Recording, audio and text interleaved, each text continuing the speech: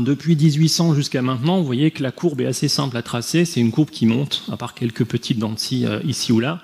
Entre 1800, là où on parle généralement du début de la révolution industrielle, jusqu'à maintenant, vous voyez que la demande énergétique a été en forte croissance et notamment fortement accélérée après les années 1950, après la Deuxième Guerre mondiale.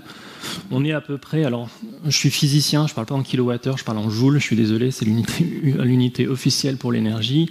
Le système énergétique mondial à l'heure actuelle, en termes d'énergie primaire, c'est-à-dire l'énergie telle que vous la trouvez dans la nature, quand vous allez extraire du charbon, du pétrole, c'est 600 hexajoules, donc 600 fois 10 avec 18 zéros derrière.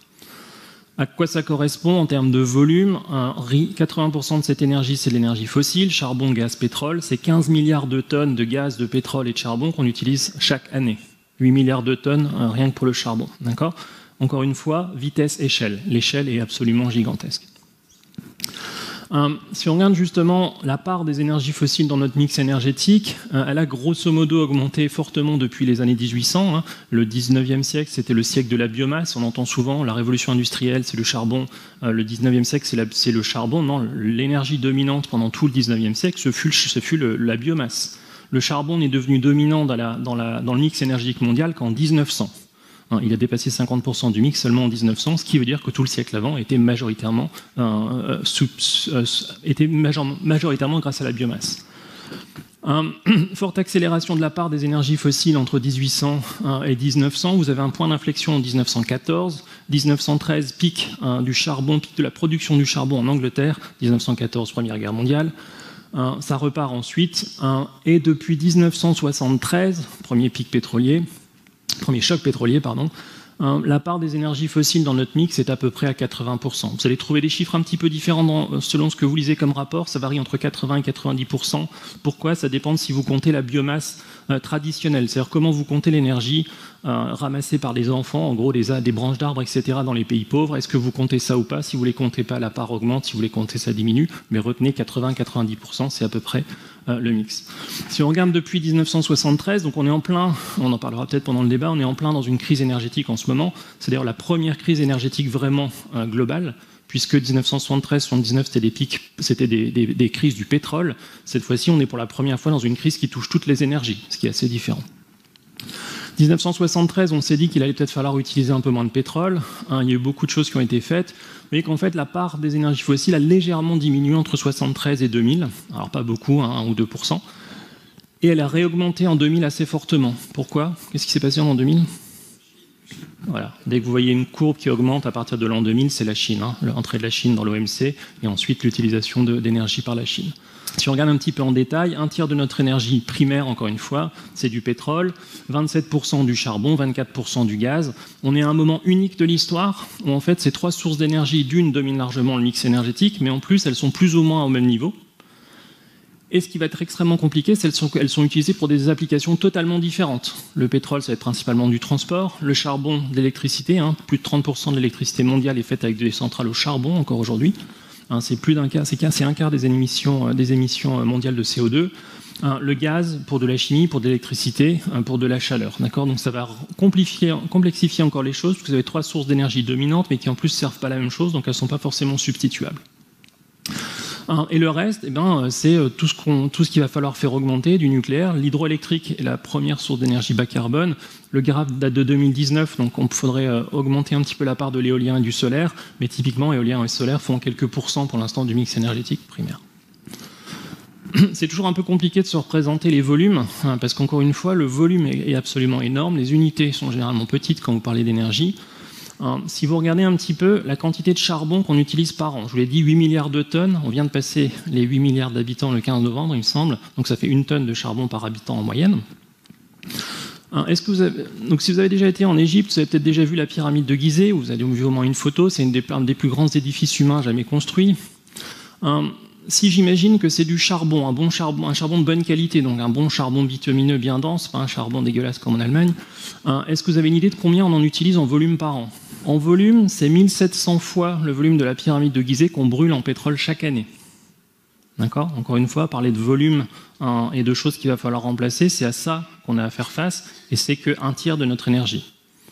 Alors là, vous allez me dire, mais c'est quand même bizarre, ça fait quand même des gros volumes. La plus grosse mine de charbon au monde fait la moitié de la taille de la ville de Paris. C'est une mine. D'accord ? Si vous avez vu Germinal, vous avez dû voir ou lire Germinal, vous savez qu'on allait dans les galeries pour chercher du charbon. C'est fini tout ça. On fait de la mine à ciel ouvert, c'est-à-dire que vous enlevez tout ce qui est au-dessus, vous récupérez tout le charbon, à la fin vous remettez un peu de terre. Les Américains appellent ça du mountain top removal. En gros, vous enlevez le dessus de la montagne et vous creusez. D'accord ? C'est industriel maintenant. Tout ça a quelles conséquences ? Il y a deux problèmes avec les énergies fossiles. D'une, c'est que c'est une ressource finie. D'accord ? Il y en a beaucoup trop. Il y a beaucoup trop de charbon dans le monde. Et on a encore facilement 150 ans de réserve de charbon. Donc ce n'est pas un problème de stock. On n'a pas du tout de problème de stock. Même si à terme, si on continue comme ça, on va avoir un problème, parce que c'est une ressource qu'on utilise de plus en plus, et on l'utilise en la brûlant, donc elle disparaît. C'est pas extrêmement intelligent comme utilisation de l'énergie. La deuxième chose, c'est que le résidu de la combustion, il va où ? Il va dans l'atmosphère. On s'est gentiment servi de l'atmosphère comme une poubelle sur les 200 dernières années. L'atmosphère est en train de nous rappeler que ça a des conséquences. Conséquence principale, le climat se réchauffe. Et quand on parle de réchauffement climatique, on dit on est à 1,2 degré au-dessus des températures pré-industrielles. En général, on prend les températures à plein d'endroits sur le globe et on fait une moyenne. Vous avez fait des études, une moyenne, vous savez que ça cache plein de disparités. J'ai souvent tendance à dire, si vous avez les pieds dans le four et la tête dans le congélateur, en moyenne, ça va. D'accord ? Le climat, c'est exactement la même chose. La planète s'est réchauffée d'1,2 degré, donc en moyenne, on peut se dire que ce n'est pas forcément beaucoup. Ce dont il faut se souvenir, c'est que c'est extrêmement hétérogène. Les océans se réchauffent beaucoup plus lentement que les continents, parce qu'ils ont une inertie thermique bien plus grande. Les océans peuvent enterrer de la chaleur très profondément. Donc les continents se réchauffent beaucoup plus. Vous voyez que sur les continents, ça varie beaucoup en fonction de l'hémisphère et aussi du lieu géographique. Vous voyez qu'en 2021, je vous montre ici les anomalies de température en 2021 par rapport à la période de 1950-1980. Vous voyez que cette année-là, au Canada, dans le nord-est des États-Unis, on était sur des anomalies de 4-5 degrés par rapport aux moyennes. Si on regarde au nord du cercle polaire, et souvenez-vous, on a de plus en plus souvent des incendies maintenant en Sibérie, au nord du cercle polaire, on est déjà à des anomalies de 5, 6, 7 degrés. D'accord ? Donc se souvenir que le changement climatique est extrêmement hétérogène. En France, on est déjà quasiment à plus 1,8, plus 2 degrés. D'accord ? D'où le fait qu'on commence à sentir les effets et pas qu'un peu. Donc 1 degré, ça paraît pas beaucoup, mais si on regarde de façon locale, c'est très différent. Le changement climatique est causé par quoi ? Par le fait qu'on émette des gaz à effet de serre, en grande partie du CO2 parce qu'on brûle des combustibles fossiles. 75% des émissions sont dues à notre utilisation de l'énergie, je vous le montrerai après. Ces émissions, elles continuent à augmenter. Le rapport du Global Carbon Project vient de sortir il y a quelques semaines pendant la COP. Les émissions en 2022 sont 1% plus élevées qu'en 2021 et donc plus élevées que toutes les autres années. D'accord ? On n'a jamais autant émis de CO2 qu'en 2022, sachant qu'on avait décidé en 2015 d'en émettre beaucoup moins. On émet plus de 37 milliards de tonnes de CO2, ici c'est juste pour les émissions dues à la combustion d'énergie fossile. Si vous ajoutez l'ensemble des gaz à effet de serre qu'on émet, c'est 60 milliards de tonnes par an. Encore une fois, volume, d'accord ? Je l'ai dit, 75% plus ou moins de ces émissions viennent de quoi ? De notre utilisation d'énergie au sens large. Pour le transport, donc ça c'est les chiffres à l'échelle mondiale, transport c'est 16% des émissions mondiales de CO2, vous voyez qu'en grande partie c'est la voiture et les camions. On en parlera après, l'acier, 7% des émissions, rien que pour produire un seul métal qui est de l'acier. Le ciment, vous allez avoir quelques pourcents des émissions aussi. Mais vous voyez pourquoi on parle autant d'énergie ? Parce que c'est le gros de nos émissions et c'est là qu'il faut agir le plus fort. Il y a une vraie question sur la déforestation, les changements d'utilisation des sols, les changements d'agriculture. C'est pas mon domaine, mais on peut faire beaucoup de choses, c'est 20% des émissions. Mais le gros du gros, ça va quand même être l'énergie. Et ensuite, des choses qui mélangent énergie et chimie, notamment la production du ciment, parce que vous basez sur quelque chose qui contient du calcaire et donc du CO2 et vous émettez ça. C'est pour ça qu'on parle autant d'énergie, parce que c'est le poste principal sur lequel on peut jouer. Quand même, je voudrais attirer votre attention sur ce qu'on appelle les émissions fugitives, c'est-à-dire des émissions dont on ne sait pas trop où elles sont, ou alors c'est des émissions de méthane, par exemple, qui sont sur des pipelines qui fuient. On estime que si on réparait toutes les fuites sur l'ensemble des pipelines du monde, c'est l'équivalent de la consommation de gaz de l'Europe. Ouais, on n'a pas assez de gaz en ce moment, il y en a plein qui dégagent dans l'atmosphère. On estime que 50% de ces fuites pourraient être réparées sans aucun surcoût. En termes de dépendance aux énergies fossiles, ce qu'il faudrait faire, c'est cette courbe-là. Vous voyez que c'est complètement hors tendance. Il faut diminuer extrêmement vite. sont des scénarios qui viennent de l'Agence internationale de l'énergie, qui estiment qu'on aura encore pas mal de pétrole en 2050, avec différents mécanismes de compensation. Et donc il faudrait passer de 80% de dépendance aux énergies fossiles à 20%, mais en termes de valeur absolue aussi. La part des énergies fossiles doit diminuer, mais en quantité, il faut en utiliser beaucoup moins. Donc une diminution par 4 en volume au moins d'ici 30 ans, même par 5. Vous imaginez, vous avez vu la courbe, la vitesse à laquelle la courbe a monté, vous voyez la vitesse à laquelle la courbe doit descendre. En termes d'émissions, si on compte que le CO2, l'ensemble du CO2, on est à 445 milliards de tonnes par an en 2022. Il faut arriver à ce qu'on appelle la neutralité carbone. Alors, la neutralité carbone, c'est un terme qui est souvent mal compris. La neutralité carbone, ça signifie que toute molécule de CO2 que vous émettez, vous êtes capable de la recapturer. Donc net, vous n'ajoutez pas de molécules de CO2 dans l'atmosphère. Retenez que le changement climatique dépend directement, c'est une proportionnalité, de la quantité de CO2 qu'on met dans l'atmosphère. Vous arrêtez de mettre du CO2 dans l'atmosphère, le climat se stabilise, et assez vite. Donc la seule façon d'arriver à un moment où le climat se stabilise, c'est d'arrêter de mettre une molécule au net de CO2 dans l'atmosphère. Ce qui implique quelque chose que les gens ont souvent du mal à comprendre, ce qui implique que vous allez forcément toujours émettre un petit peu, surtout en 2050. Il y a des process qui vont être difficiles à décarboner. Ça veut dire que vous êtes capable d'avoir des émissions négatives, c'est-à-dire de compenser ces émissions. C'est quelque chose qui, à l'heure actuelle, n'existe pas. Il faudra être capable de retirer du CO2 de l'atmosphère en ordre de grandeur de quelques milliards de tonnes par an d'ici 2050. Et c'est le seul moyen que vous avez pour atteindre la neutralité. Donc vous diminuez les émissions le plus rapidement possible. Pour rester sous les 1,5 degrés, il faudrait diminuer par 2 les émissions d'ici 2030. Alors on va dire 2032, allez, pour arrondir, 10 ans. Et arriver à la neutralité carbone en 2050. 28 ans, 30 ans pour changer l'ensemble du système énergétique. Tout ça, il faut des politiques publiques, d'accord ? Donc c'est important de comprendre qu'il y aura à chaque fois besoin d'un mélange de choses. Le GIEC le dit d'une façon assez intéressante. Il parle de facteurs socioculturels, c'est-à-dire les choses que vous êtes capable de faire vous-même, de changement d'infrastructure, donc d'adaptation de l'infrastructure, et ensuite d'adoption de différentes technologies. Et il regarde pour différents secteurs là où sont les différents leviers. Le levier sur lequel vous pouvez agir le plus vous-même, c'est l'alimentation. D'accord ? Vous pouvez décider demain de plus manger de viande. Ça a un effet radical sur les émissions, parce que notamment le bœuf est extrêmement émetteur. Mais vous n'avez pas forcément besoin de beaucoup de technologies. On pourrait dire qu'on peut avoir de la viande artificielle ou de la viande végétale, mais c'est quelque chose qui repose en grande partie sur des changements d'habitude. Si on regarde par exemple sur le transport, c'est un peu différent, puisque oui, vous pouvez décider de prendre votre vélo. Pour ceux qui habitent dans les environs d'Aix ou par ici, vous savez que c'est pas facile de prendre un vélo quand même. Le matin à l'heure de pointe, pour traverser la zone, il faut avoir un peu de courage. Donc s'il n'y a pas de piste cyclable, s'il n'y a pas de bus, vous ne pouvez pas changer vos habitudes. D'où le poids des infrastructures. Il faut que la politique publique installe des infrastructures. Et vous avez des technologies, si vous voulez que les gens utilisent des voitures électriques, il faut les aider à les adopter, ou des vélos électriques, ou des trottinettes électriques, etc. Donc à chaque fois, il faut penser qu'il y aura différents leviers d'action et que ces différents leviers d'action ont différents poids selon le secteur qu'on va regarder. C'est un système énergétique qui doit apprendre à ne plus être et un système énergétique qui doit apprendre à prendre la place. D'accord ? C'est un système fossile qui doit progressivement diminuer en importance, vous devez de moins en moins vous appuyer dessus, et un autre système, quel qu'il soit, qui doit commencer à prendre la place. Pourquoi j'insiste là-dessus ? Parce que d'une, ça ne va pas se passer sans choc.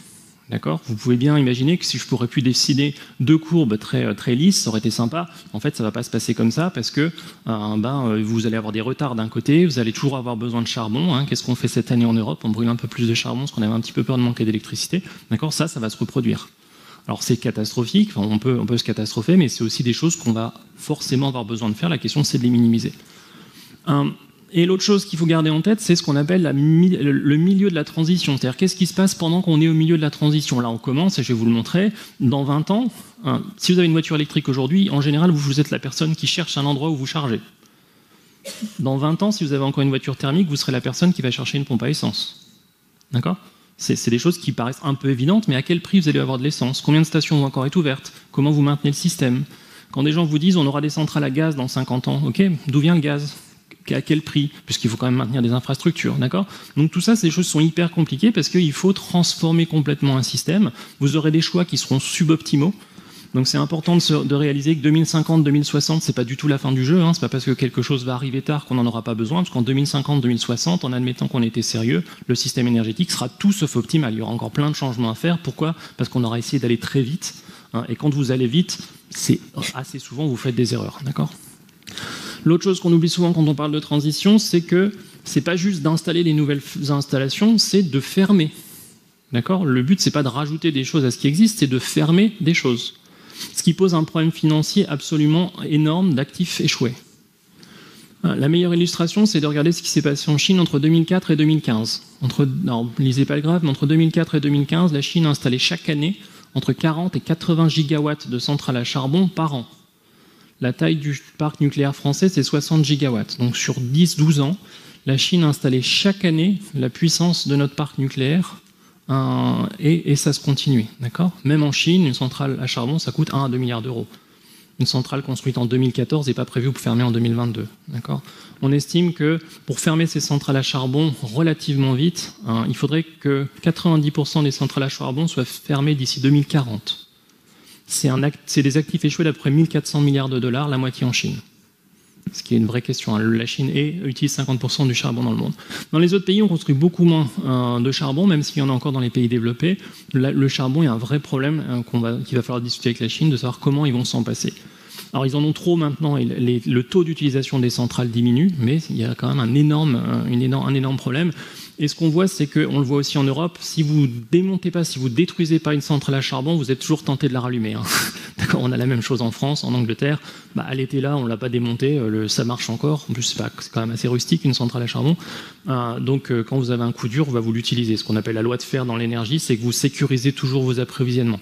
Extrêmement important pour la transition. Si jamais vous manquez d'énergie, vous allez trouver tout ce que vous pouvez pour en avoir. D'accord ? D'où vient votre électricité aujourd'hui ? C'est du gaz et du charbon anglais, hein, puisque le parc nucléaire allemand, parce que le parc nucléaire français est un peu. On pense à des choses un peu futuristes, etc. Ce que je voudrais vous montrer, c'est qu'il va y avoir besoin d'innovation et de nouvelles technologies pour ce qu'on appelle les piliers de la civilisation moderne.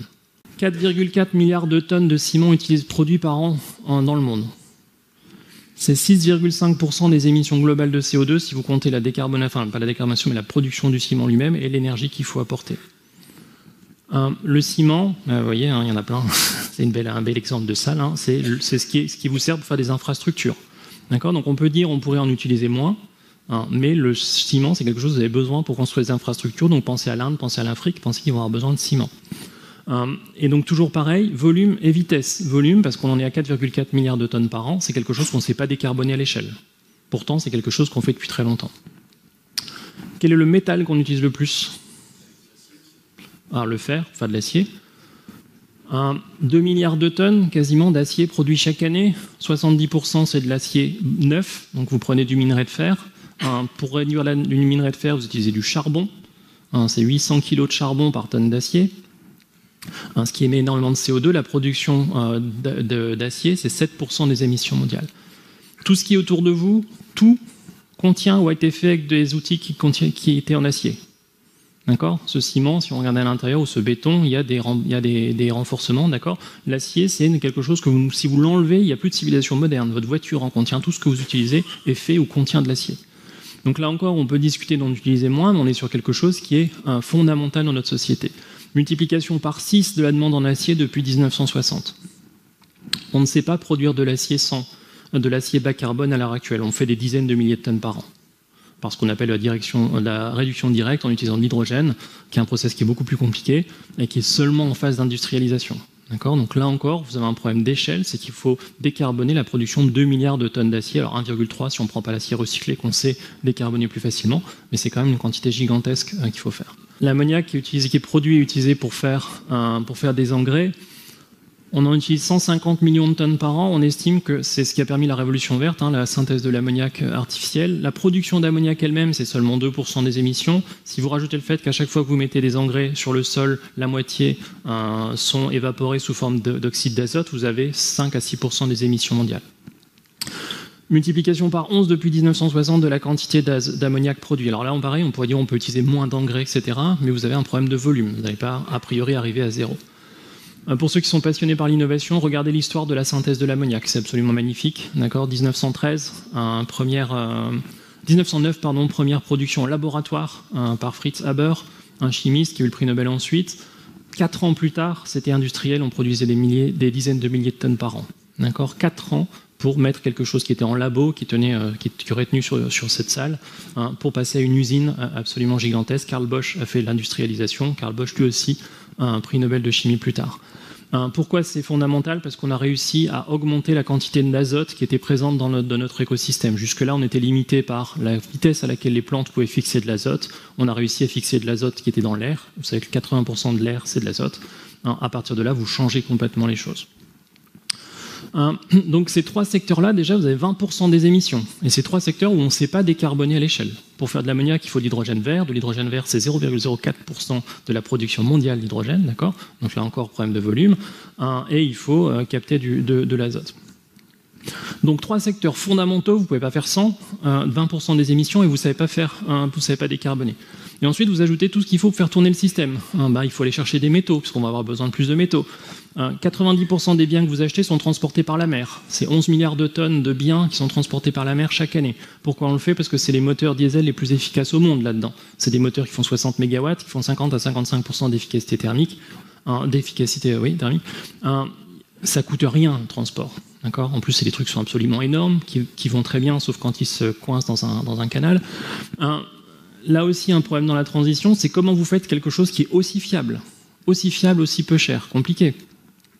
L'aviation, d'accord? On s'est tous habitués, pour ceux qui prennent l'avion, à pas avoir trop peur quand on monte dedans, parce qu'on sait qu'il y a beaucoup de chances qu'il arrive. D'accord? Et comment vous remplacez quelque chose qui, fondamentalement, est basé sur le pétrole, qui emmène ce qui est une des merveilles de la technologie, quand même un moteur d'avion, une turbine à gaz, c'est absolument magnifique pour ceux qui l'ont vu, ça a un taux de panne de 0,001%, d'accord, ça tombe quasiment jamais en panne, en plus il y en a deux, comme ça il y en a un qui tombe en panne, on est tranquille.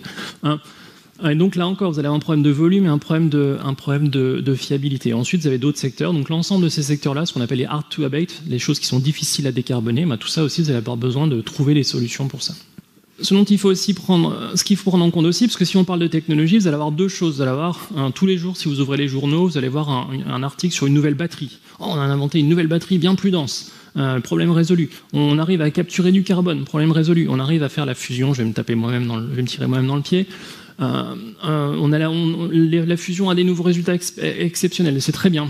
Le truc, c'est qu'une technologie se déploie sur ce qu'on appelle sur une courbe en S. Quand vous avez quelque chose qui est commercial, si votre produit répond à un marché, évidemment, vous êtes capable de faire progresser votre technologie dans le marché relativement vite. Vous avez un rythme exponentiel, c'est-à-dire que chaque année, vous rajoutez une certaine quantité sur le marché. Et en général, ça accélère au début, et c'est ce que le photovoltaïque est en train de faire. D'accord, le photovoltaïque, on est à peu près ici. Ça accélère. Et puis, plus vous arrivez proche de la saturation du marché, plus vous ralentissez. C'est normal, vous n'allez pas installer 300% de photovoltaïque. Et ce qu'on oublie souvent, c'est que la phase qui est ici, qui est sur le graphe est très petite, peut prendre beaucoup de temps. Ça peut prendre beaucoup de temps de développer une technologie. L'innovation, c'est quelque chose d'incrémental. D'accord, on dit souvent qu'on innove sur les épaules des géants. Parce que vous utilisez la connaissance qui est déjà avant vous, vous perfectionnez des choses, vous assemblez différentes choses, et tout ça, ça peut prendre du temps. Pourquoi on n'a toujours pas de réacteur de fusion nucléaire? Parce qu'il y a plein de briques technologiques qu'on ne maîtrise pas. D'accord. Et des exemples d'innovation qui ont pris énormément de temps, il y en a plein. L'éolienne, la première éolienne qui a produit de l'électricité, 1888 aux États-Unis, elle servait à alimenter quelques ampoules dans une maison. Alors les Suédois vont vous dire qu'en 1887, ils avaient déjà une éolienne qui faisait de l'électricité, mais elle servait à charger une batterie, donc ça compte pas, nous on veut de l'électricité directe. Donc 1888, première éolienne. 1941, première éolienne d'1 mégawatt. Donc déjà, on avait, il y a 70 ans, on avait des grosses éoliennes. C'est que maintenant, on installe des éoliennes 3-4 mégawatts sur sol et en mer jusqu'à 10-15 mégawatts. Problème classique dans l'innovation, on n'avait pas les technologies qu'il fallait. Cette éolienne, elle a cassé au bout de 1000 heures d'utilisation. Pourquoi? Parce qu'on n'avait pas de matériaux composites. D'accord? Donc elle était trop grande, elle prenait trop de contraintes et elle n'avait pas la durée de vie suffisante. Bon, en plus, Deuxième Guerre mondiale, pétrole, donc on a laissé ça tomber. La NASA a relancé le programme éolien dans les années 70. Vous voyez qu'on est revenu beaucoup plus petit en taille. La première éolienne que la NASA a faite, c'est une éolienne de 100 kW. Et depuis, vous connaissez l'histoire, elles deviennent de plus en plus grosses. Pourquoi? Parce qu'on a enfin les technologies qu'il faut pour les construire. Ce sont des composites. Si vous avez déjà regardé un peu une éolienne et les pales, d'accord, elles sont orientables, elles sont profilées, c'est joli quand même. Enfin, on peut trouver ça moche quand c'est installé, mais technologiquement, c'est quand même assez sympa. Et les plus grosses éoliennes sont des monstres. Alors, il faut que je remette ma slide à jour, mais Les plus grosses éoliennes à l'heure actuelle, qu'on met en mer, on ne peut pas les mettre sur Terre, c'est des éoliennes qui font 15 MW. D'accord ? La Chine vient d'annoncer une éolienne de 16 MW. On pense que d'ici 2-3 ans, on aura des bébés de 20 MW. Sur Terre, vous installez déjà des choses qui font 4, 5, 6 MW, qui en gros font la taille de la Tour Eiffel déjà. Donc ce sont des monstres que vous ne pouviez pas faire avant. Mais vous voyez que pour arriver là, au déploiement commercial de ces choses-là, il a fallu énormément de temps. Il y a des choses qui peuvent aller très vite. En plus, Cocorico, en France, on allait super vite. Le nucléaire. Un premier réacteur expérimental, 1951, Oak Ridge aux États-Unis. Quelques centaines de kilowatts, ça permettait d'alimenter le labo en lumière. 1954, premier réacteur commercial en Angleterre, 3 ans après. Entre 1965 et 1990, on construit 380 réacteurs dans le monde. Encore une fois, c'est le type de technologie qu'on a déployé le plus vite dans l'énergie, avec maintenant le photovoltaïque. Si vous vous souvenez, années 70-80, l'énergie serait trop peu chère pour qu'on la mesure, on serait 100% nucléaire dans les années 2000. Ironiquement, si vous connaissez l'histoire du pic pétrolier, Marion King-Hubbert qui a postulé le fait qu'un jour on passerait le pic de pétrole et que la production devrait diminuer. Quand il s'est aperçu de ça dans les années 70, quand il a eu les résultats ou que son modèle a commencé à prendre forme, il s'est dit je ne peux pas juste publier quelque chose qui va montrer qu'il n'y aura plus de pétrole dans 30, 40 ans. Bon alors après on en a trouvé plus, mais bref, d'accord. Il s'est dit il faut quand même que je trouve une solution. Il s'est dit quelle est la source d'énergie qui va nous permettre de remplacer le pétrole. Il a cherché, si la seule source d'énergie qui peut prendre le relais, c'est le nucléaire. Et donc si vous regardez son premier papier dans 72, il a une courbe qui montre une belle exponentielle pour le nucléaire et qui montre que le monde serait 100% nucléaire dans les années 2000-2010. Bon. Vous connaissez l'histoire. Un déploiement extraordinaire jusque dans les années 90 et arrêt, d'accord. Depuis on stagne, on construit à peine autant de réacteurs pour compenser les fermetures. Et ça fait 30 ans que ça dure. Et la question pour le nucléaire, c'est est-ce qu'on est capable de retourner sur quelque chose sur cette gamme-là. Et pendant cette phase-là, le nucléaire devenait de moins en moins cher. On avait aussi un taux d'apprentissage assez intéressant et on l'a perdu pour plein de raisons, pour en discuter. Et donc la question pour le nucléaire, c'est ça en fait. C'est que si vous êtes en ce moment, vous allez voir un investisseur en disant j'ai un nouveau concept de réacteur nucléaire, vous devez quand même vous battre contre un passif qui n'est pas simple. Il suffit de parler de Flamanville, il suffit de parler d'Oklilolioto, qui tourne à peine. C'est quand même des choses qu'il faut prendre en compte. Le nucléaire est devenu beaucoup plus compliqué à construire. Il y a des choses qui sont postulées depuis très longtemps. L'hydrogène, 1974, alors 1972, pour la première fois, quelqu'un parle de l'économie de l'hydrogène. Vous devez en entendre pas mal parler en ce moment. 1972, c'était déjà venu. 1974, la revue Nature dédie un numéro complet à l'hydrogène. L'hydrogène pour les transports, l'hydrogène pour l'énergie, l'hydrogène pour l'électricité, l'hydrogène pour l'acier. Tout ça, c'était déjà expliqué. Bon, ouais, vous savez bien que vous n'avez pas d'hydrogène dans votre voiture, enfin, normalement. Et on est sur ce qu'on appelle la troisième vague de l'hydrogène. Des années 70, un gros hype, c'est retombé. Pendant les années 2000, c'est revenu, c'est reparti, et en ce moment, ça revient. Il suffira de voir combien de temps ça tient. Mais donc, c'est des choses qui sont conceptuellement pas nouvelles, mais qui prennent du temps à développer. Et je vais finir sur où on en est. On est à un point intéressant où on pourrait presque dire que la transition vient juste de commencer. C'est-à-dire qu'on commence enfin à prendre la mesure des choses et on commence enfin à déployer des choses comme on le devrait. Ça ne va pas assez vite. Il y a un rapport qui est sorti la semaine dernière, au début de la COP, donc il y a 2 semaines, qui s'appelle State of Climate Action, qui regarde en fait sur tous les secteurs, les endroits où on va suffisamment vite pour tenir les 1,5 degré. Donc normalement c'est la boîte verte, vous voyez marqué non, donc rien. Donc il n'y a rien qui va à la bonne vitesse. Ensuite il y a des choses qui ne sont pas trop loin, il y a des choses qui ne sont pas du tout dans le bon rythme, il y a des choses qui vont à l'envers. Alors là c'est encore pire, il y a des secteurs qui sont plus carbonés maintenant qu'ils étaient il y a 15 ans. Et puis il y a des choses sur lesquelles on n'a pas de données, mais vous voyez qu'en gros on ne va pas suffisamment vite, c'est un vrai problème, même si les choses ont tendance à s'accélérer.